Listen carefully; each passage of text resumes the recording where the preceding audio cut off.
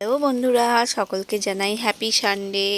আমি আবার একটা নতুন ব্লগ নিয়ে তোমাদের কাছে চলে এসেছি। আশা করি তোমাদের দুপুরের লাঞ্চ সবার কমপ্লিট হয়ে গেছে, আমাদেরও কমপ্লিট হয়ে গেছে। আজকে দেখো ঋদ্ধিকে নিয়ে চলে গেছিলাম বাড়ি। অনেক দিন পর আবার গেলাম। ঋদ্ধির ড্রয়িং স্কুলের পর আমরা দুজনে ডিসাইড করলাম যে আজকে ওকে নিয়ে মামার বাড়ি যাব।